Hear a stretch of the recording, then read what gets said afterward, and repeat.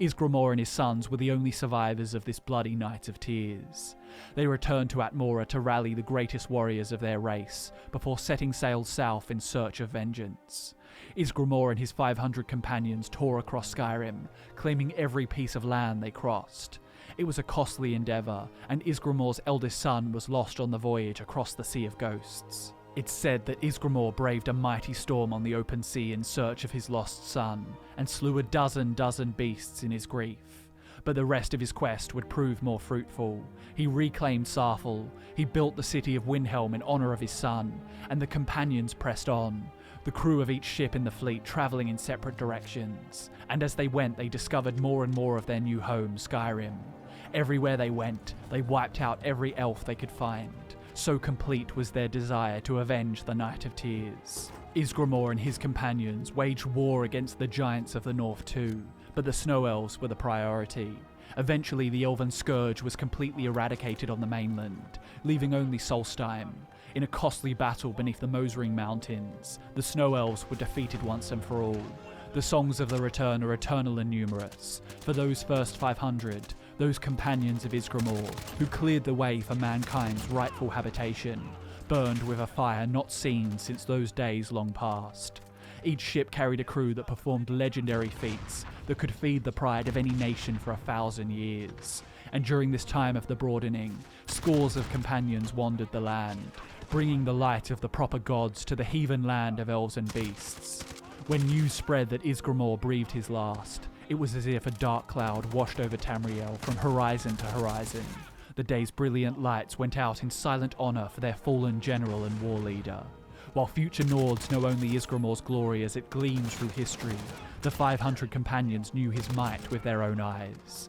And such a loss hung so heavily on the heart that mere words cannot express the altering of their world. Ysgramor, the first king of the Nords, the harbinger of us all, Wulfrad in hand, is the father of Skyrim, and you won't find a Nord in the north who is not empowered by the mere utterance of his name. And that's why Ysgramor is the greatest Nord of all time. I hope you enjoyed the video, guys. Thanks so much for watching. I've been Drew, this has been Fudge Muppet, and I'll see you in the next one.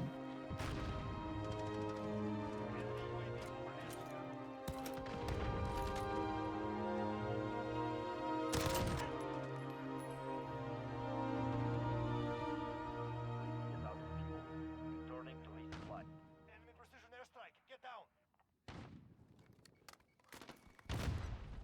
The lead is ours.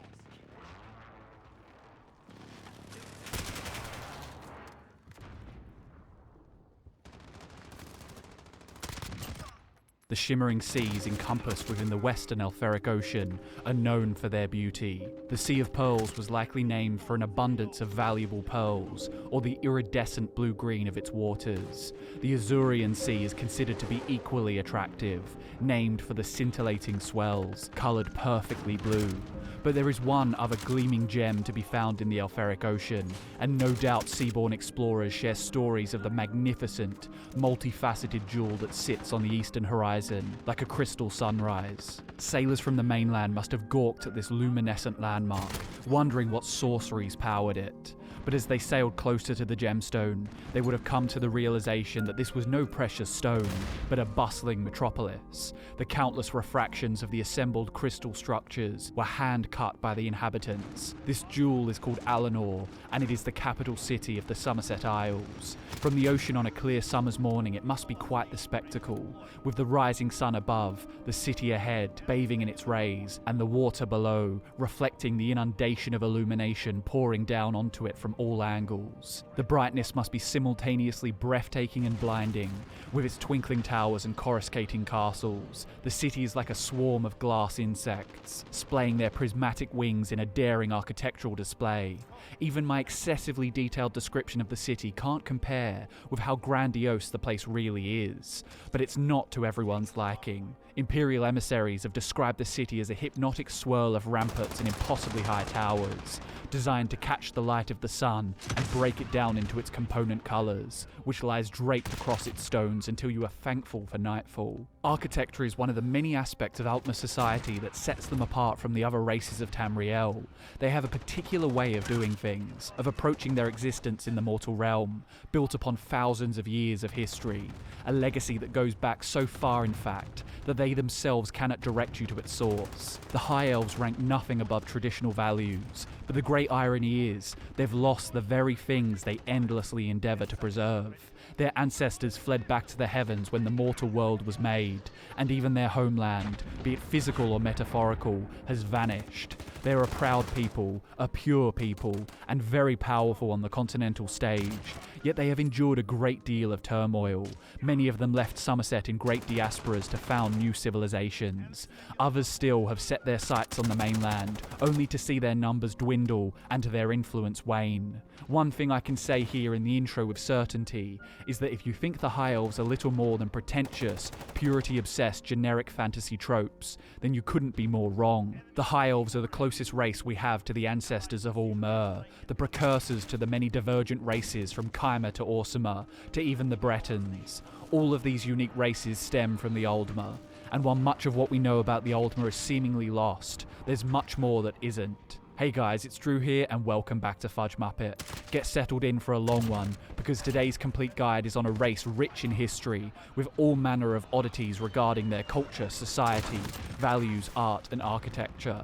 This is the complete guide to the Altmer, the High Elves of Somerset, and where better to begin than their origins. In order to understand their origins, we need to go all the way back to the very beginning, to the Dawn era.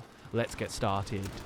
The creation myth of the Altmer is known as the heart of the world. Before there was anything, there was only one thing, and he was everything.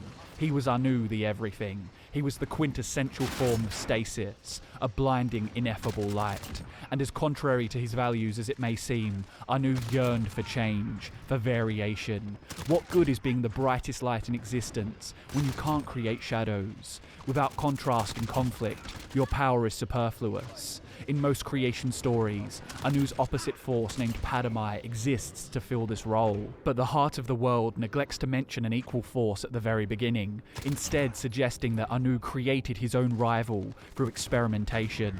Anu the Everything created Anwiel, the embodiment of his soul and the soul of all things, and in doing so, Anu gave birth to variation and change. Anwiel was capable of self-reflection, and for this he needed to differentiate between the abundance of forms, attributes and intellects that were rapidly springing into life. This chaotic phase of primordial procreation led to the birth of Sithis, the sum of all limitations. This may seem negative at first, but without Sithis, Anwiel could not hope to ponder himself, and Anu's light would have no objects to cast shadows off of.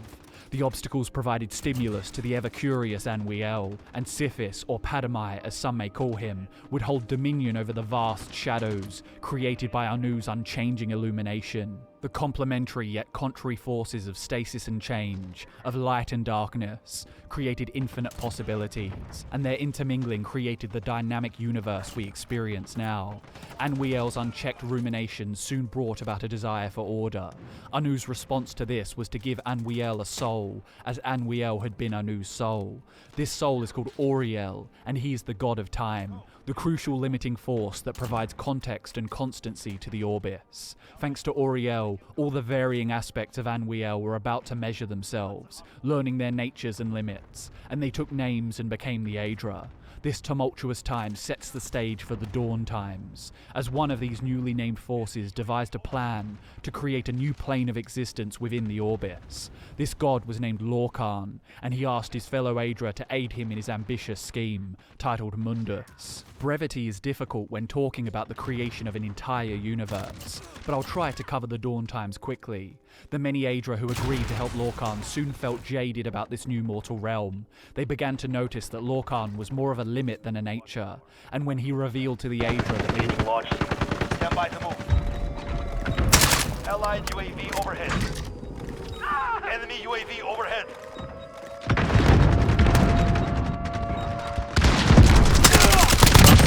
Go. Get to the next one. Back in. Enemy personal radar overhead.